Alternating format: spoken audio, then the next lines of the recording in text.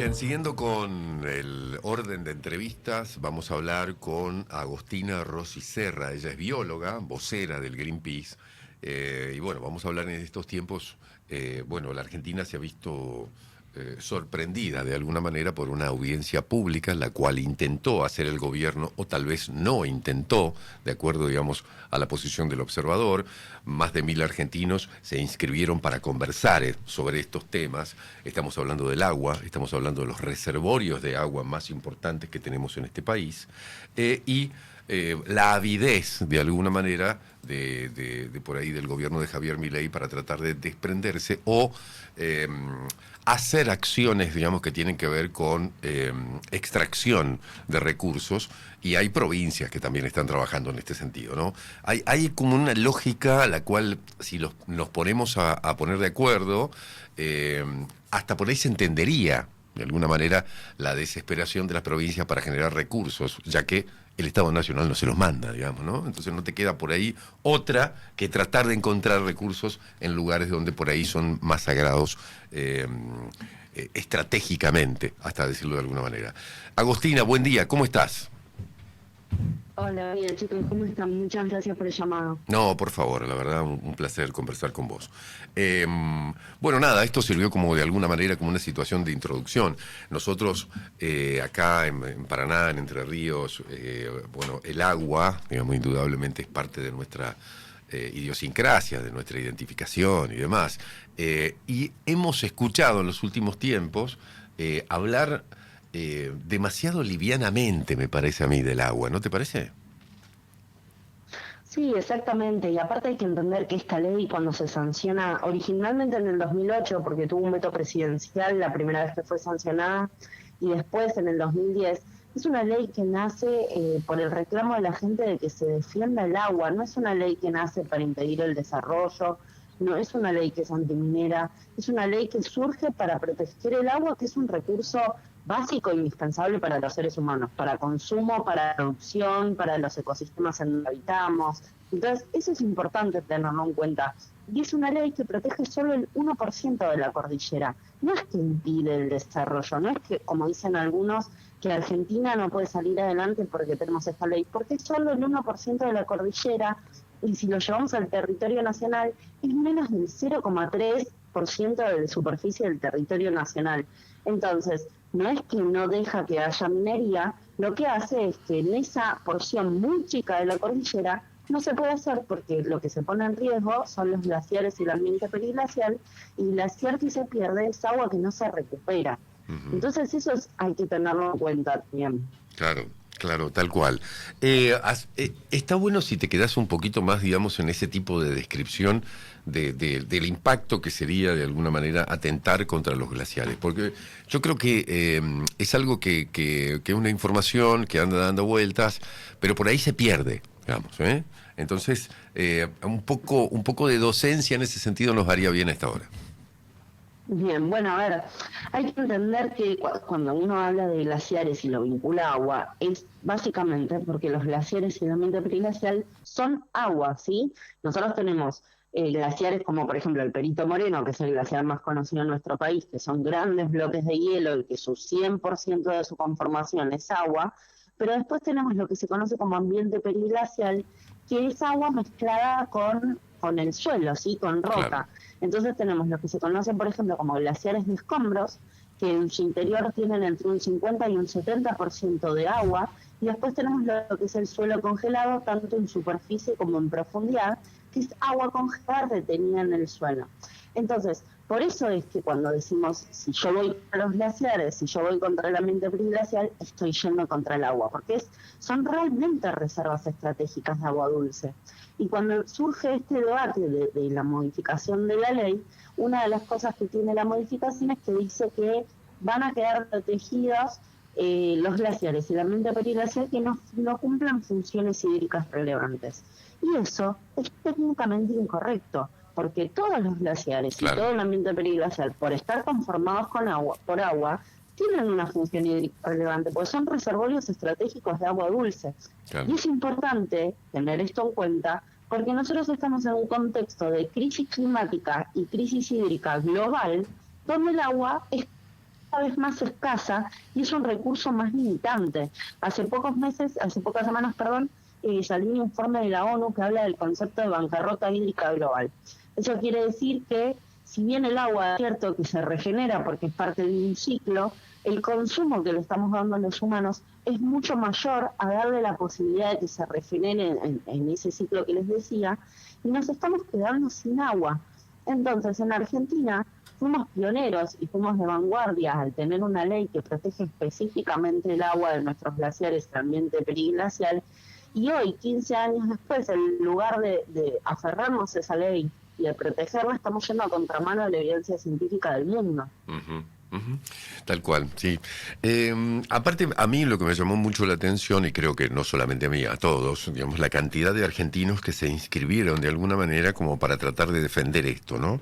Que es una cosa que al menos llama la atención. Ya no se estaba hablando de partidos políticos, no se estaba hablando de cuestiones hasta por ahí más cortoplacistas, digamos, de ideas políticas, sino más bien argentinos defendiendo su entorno, su vida y el transcurso, ¿no? O sea, hacia adelante. ¿Vos creés que esto políticamente de alguna manera tendrá algún impacto o quedará, digamos, como otra conversación más?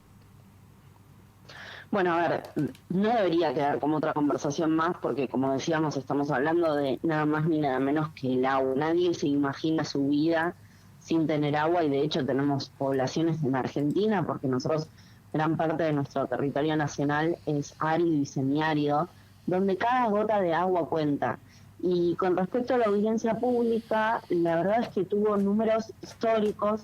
En ninguna audiencia pública que haya sucedido en Argentina, en ninguna índole, o sea, ambiental, social, económica, nunca hubo tanta cantidad de inscriptos. Estamos hablando de más de 102.000 inscriptos e incluso he leído portales que hablan de un número mayor. Uh-huh. El dato oficial no está publicado, con lo cual no tenemos el número final, pero por lo menos hay 102.000 inscriptos. Uh-huh. Nunca pasó eso. En la historia de Argentina nunca hubo una audiencia pública donde tanta gente se inscriba para hablar.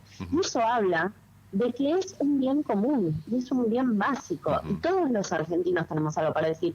No somos solo las organizaciones ambientalistas las que estamos queriendo defender el agua, es la gente, y eso es importante tenerlo en cuenta. Sí, y también me parece que no, a ver, que fue única la cantidad de gente, digamos, que se inscribió, y también fue única el destrato o el maltrato que hizo el gobierno con toda esa gente, ¿no es cierto? Bueno, a ver, nosotros, la ley de glaciares, la reforma de la ley de glaciares, mejor dicho, ya tiene media sanción en el Senado, porque ingresó por senadores, una instancia que no tuvo una participación pública real, hubo apenas unas reuniones informativas donde participamos solo algunas personas. Desde Greenpeace estuvimos hablando y tratando de llevar la voz de la gente, pero eso no cumplía con los requisitos que tenemos nosotros, con leyes que tenemos, como la Ley General de Ambiente, como la ley que ratifica el Acuerdo de Escazú, que es un acuerdo internacional, que dicen que cuando hay una cuestión ambiental a debatir, tiene que haber participación ciudadana. Entonces, eso no había ocurrido en senadores, nosotros lo estábamos reclamando, lo volvimos a reclamar en diputados, y por suerte se dio la instancia, la celebramos de hecho. Pero ¿qué pasa? Inicialmente pusieron 2 días, abren un link de inscripción, yo estimo que esperaban que se anote muy poca gente, y cuando el número estalla, porque llegar a 102.000 personas, como les decía antes, es histórico, nunca sucede. Ni siquiera intentaron adaptar el cronograma, claro. Lo dejaron en solo 2 días. Hablaron menos de 200 personas realmente en la audiencia pública. Entonces, eso implica que habló menos de los inscriptos. Ni hablar que hubo irregularidades, como que hubo gente a la que se la citó para hablar y finalmente no la dejaron hablar, o que habló gente casualmente a favor de la reforma que no estaba inscrita formalmente. Claro. Entonces, la audiencia tuvo muchas irregularidades. Por ejemplo, modificaron el tiempo de exposición, inicialmente eran 5 minutos, el día que empezó la audiencia decidieron bajarlo a 4. Entonces fueron cambiando en la reglamentación con las reglas ya puestas, digamos, y eso es muy irregular, y la verdad es que nosotros como organización, junto con otras organizaciones ambientalistas, establecimos una medida cautelar, presentamos una medida cautelar frente a la justicia, que lamentablemente nos fue rechazada, donde pedíamos que se garantice que todas las personas inscritas puedan hablar, básicamente, que haya veedores independientes que chequeen que no ocurran las irregularidades que finalmente que terminaron ocurriendo.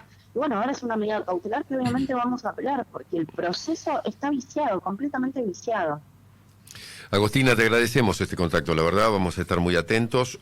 Esto, obviamente, vamos a volver a conversar. Nosotros estamos muy atentos a este tema, nos gusta muchísimo y nos parece muy importante que los argentinos lo hablemos, y digamos, y ni hablar acá en la provincia de Entre Ríos, justamente, ¿no? Sí, exactamente, porque en mayor y menor medida, bueno, vos lo explicabas al principio, ahí en Paraná, tiene el río Paraná casualmente, que es agua para ustedes pura 100%, pero a todos nos afecta en menor o en mayor medida esta modificación, porque los que no consumimos agua de deshielo de ríos que se abastecen con glaciares y ambiente periglacial, sí consumimos productos que fueron cultivados en esas zonas. Entonces, esta modificación y esta falta de agua que va a haber producto de esta modificación nos va a afectar a todos los argentinos, y es por eso que como ciudadanos tenemos que involucrarnos para defender el agua de todos y todas. Muchas gracias, un abrazo grande y que tengas buen día. Gracias a ustedes, gracias, cuando quieran volvemos a hablar, un beso grande. Chau, chau. Agostina Rossi. Ahí estaba la explicación muy clara, muy concisa y bueno, uno por ahí trata de encontrar también la otra cara de la situación, ¿no? ¿Por qué el gobierno avanza en esta situación a una costa de ponerse a mucha gente enfrente, ¿no? Y en ese sentido, la modificación de la ley de glaciares tiene un interés prioritario, que es el de convertir a Argentina en un país minero, más aún de lo que se ha desarrollado hasta ahora, mucho más de lo que se ha desarrollado hasta ahora, bajo la consigna resumida de, bueno, el 70% de la cordillera está al lado de la Argentina, los minerales tienen que estar del lado de la Argentina. En ese sentido, y trataré de ser lo más breve posible, estuve viendo lo que fue hace 3 días la exposición del economista Ricardo Arriazu ante la Cámara Empresarial de Tucumán, la principal Cámara Empresarial de Tucumán, justamente hablando de esto. Fue esa situación que se inició con otras noticias, ¿no? Pero Arriazu, quien es señalado como un analista macroeconómico de larguísima trayectoria y cercano al gobierno nacional, tal vez no lo sea tanto, uno lo escucha y hay mucha crítica, por ejemplo, a Toto Caputo y al sistema de banda, pero bueno, dice cosas que van en el mismo sentido que lo que proyecta el gobierno nacional en el tema minería, y que está vinculado con un proyecto de país, según explica Arriazu, donde provincias como Jujuy, Catamarca, San Juan, Salta, y un poco menos las cordilleranas del sur, van a tener un despliegue, un despegue, quise decir, despegue económico muy importante, lo mismo que las petroleras, como está pasando ahora con Neuquén, ¿no? Que es un poco el boom del crecimiento económico. ¿Y qué dice Arriazu? Bueno, que se preparen los grandes conglomerados urbanos, sobre todo el conurbano bonaerense, para este cambio que evidentemente la van a pasar mal. La van a pasar mal, dice él, 3 o 4 años, porque siempre se destruye más rápido que lo que se construye, que ya lo hemos escuchado. Hablando de las nuevas formas de creación de riqueza y las formas anteriores, ¿no? A los tucumanos les decía, ustedes ya no son una provincia central, pueden dar un servicio logístico a Catamarca, pero van a tener que reconvertirse. Así de claro. Así de claro, ¿no? Claro. Y bueno, esta exposición, que dura algo así como 1 hora y media, seleccionamos un pedacito, porque me parece que, y les pido a los oyentes un esfuerzo para comprender lo que nosotros hacemos de manera tan breve, pero me parece que tiene que ver con esto, ¿no? ¿Por qué el gobierno impulsa esta ley de glaciares y cuál es el plan o cuál es el proyecto que de la mano de la minería y del petróleo convierte y del gas licuado también a estos sectores en las nuevas locomotoras, incluso dejando en un segundo plano hasta la producción agrícola sojera, ¿no? Vamos a escuchar parte de lo que decía Arriazu en Tucumán. Ahora con el tema de la urea está subiendo el precio de la soja. ¿Ok? O sea, los planetas se alinearon si no hacemos macana. Y ahora, es el título nada más, pero es lo más importante de la charla. Argentina tiene una estructura productiva absolutamente artificial. Hemos subsidiado lo que no tenemos ventaja comparativa y hemos castigado a todo lo que tenemos ventaja comparativa. Si Argentina quiere crecer, tiene que cambiar eso. Pero cambiar implica que hay sectores que van a desaparecer. Y como yo dije en una charla el año pasado, la destrucción es siempre más rápida que la creación. Y eso genera bolsones de pobreza, de descontento y de desempleo. Lo que se va a crear está casi todo en la provincia y en la periferia. Jujuy, Salta con litio, Catamarca con cobre, San Juan con enorme yacimiento de cobre, enseguida voy a hablar de minería, ¿ok?